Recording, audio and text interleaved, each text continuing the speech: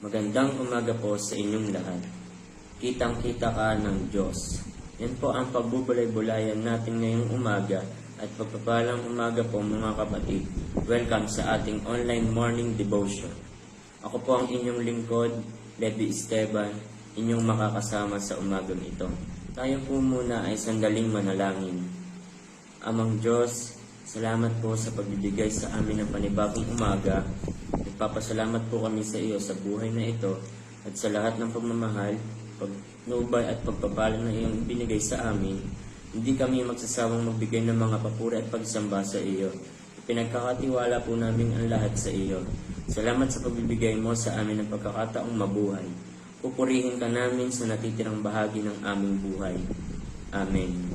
Ang pagbabatayan po natin verse ngayong umaga ay makikita po natin sa Jeremias 23 at 24.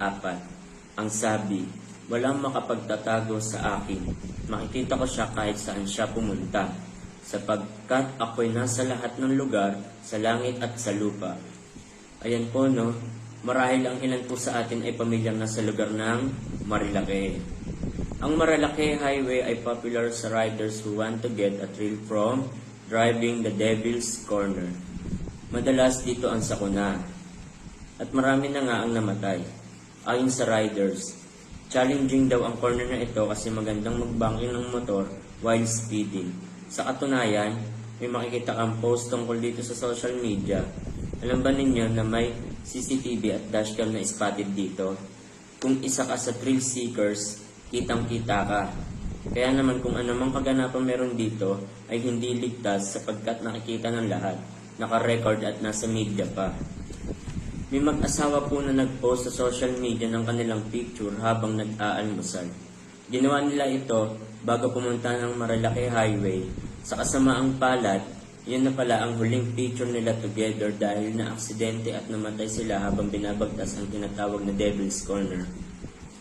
Yun po no, ang knowledge sa atin ng Diyos ay daig pa ang monitoring ng CCTV kahit sa ang sulok ng mundo. Walang lugar o pangyayari na hindi alam ng Diyos.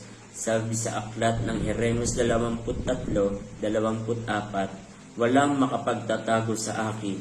Makikita ko siya kahit saan siya pumunta, sapagkat ako'y nasa lahat ng lugar, sa langit at sa lupa. So ibig sabihin po pala mga kapatid, kitang-kita po niya tayo. May struggles ka ba sa buhay na pinagdadaanan o hidden sins? Sabi sa awit 8, you place our sins before you, our secret sins where you can see them. Tanungin kita, nasa ang zone ka na ba ngayon? Nasa danger zone o safe zone? Kung tayo po ay nasa safe zone, goods po iyan. Tayo ay manatili lamang sa zone na yan. Pero kung tayo ay nasa danger zone, nako kapatid, bago pa tayo mapahamak, let's turn our sins to God. There is no need for us to go through danger to experience the thrill of living. Instead, we can find our joy in Him. Kaya tandaan po nating mga kapatid, ayaw ni Lord na mapahamak tayo, so let's always listen to Him and follow Him as He leads us to the right path. Sa tamang direction lang po tayo pumunta, sapagkat doon natin masusumpungan ang ating Panginoong Diyos Ama. Amen. Good morning po, kamusta na po kayo? Ngayon po ay Monday, March 11, 2024. Isa na lamang edisyon ng Morning Devotion, ang ating natunghayang buhat sa ating kapatid na si Kuya Levi. Tayo po ay dumako sa panalanginan, ay manalangin. Aming Diyos na makapangyarihan sa lahat, salamat po sa umaga ito ng Monday. Muli mo kaming kinatagpo sa pamamagitan ng isa na namang edisyon ng Morning Devotion na pinagkaloob sa amin ng aming kapatid na si Kuya Levi. Salamat po sa kanyang buhay. Matuloy niyo po siyang pagpalain at ingatan. At nawa, anuman po ang kanyang pinagpipray, ay bigyan niyo po ng katuparan. Nawa ang aming napakinggan ay patuloy na mag-motivate sa amin upang lalo pa kaming makapagpatuloy sa paglilingkod sa iyo. Pinagpipray ko po sa iyo, lahat ng iyong mga anak na nanonood, nakikinig sa mga oras na ito, mahalang iba sa kanila ay papasok sa tanggapan sa opisina na kanilang kinabibilangan. Tulungan niyo po sila at ingatan Ganon din po ang mga kapatid namin na humihingi ng magandang kalusugan. Patuloy niyo po silang pagalingin sa kanilang karamdaman. Nagtitiwala kami na meron kang kayang gawin sa kanilang buhay. At kung paano pinagaling mo ang iyong mga anak na unang nagtiwala at nanampalataya sa iyo, ay ito rin po ang ipagkakaloob mo sa kanila. Ganon din po, pinagpipray ko po sa iyo ang kabuuan ng araw na ito. Samahan at ingatan niyo po kami sa mainit na panahon. Ilalayo niyo po kami sa anumang disgrasya at kapahamakan, lalo na po sa mga sakuna tulad ng mainit na panahon, mga sunog, mga hindi magagandang pangyayari. Protektahan niyo po ang aming mga tahanan, protektahan niyo po ang bawat isa sa amin, protektahan niyo po ang aming mga mahal sa buhay.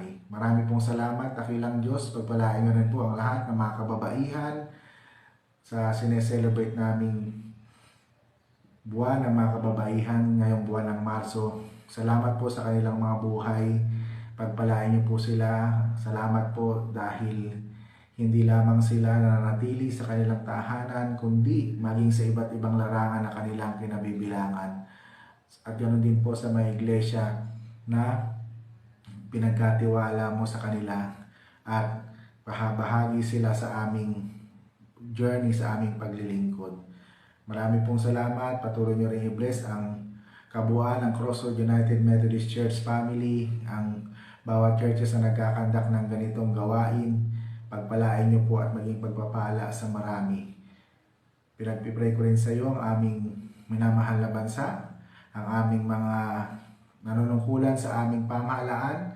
Tulungan niyo po sila, dakilang Diyos, na maglingkod na may katapatan upang ang aming bansa ay magkaroon ng kaayusan, kapayapaan at pag-unlad, dakilang Diyos. Nagpray din namin sa iyo ang mga pulis, ang mga sundalo na nagpapanatili ng kapayapaan sa aming bansa. Protektahan at samahan mo rin sila. Marami pong salamat, dakilang Diyos. Ingatan niyo kami, ilayo niyo po kami sa anumang karamdaman. Ganon din po ang mga bata na nakakaranas ng mga ubo at sipon, dala ng mainit na panahon. Pagalingin niyo po sila, dakilang Diyos. Huwag niyo po silang pababayaan. Thank you po, Panginoong, muli. Marami pong salamat. Ito po ang aming panalangin sa pangalan ni Jesus na aming Panginoon. Amen. Ayan. Natapos na naman tayo sa isa na namang edisyon ng Morning Devotion mula po dito sa Crossroad United Methodist Church. Ito po ang inyong lingkod, Pastor Moses. Lagi nagsasabing, ang Diyos ay mabuti. Hindi lamang noon, hindi lamang ngayon, kundi magpasawalang hanggan. Hanggang sa muli, paalam. God bless everyone.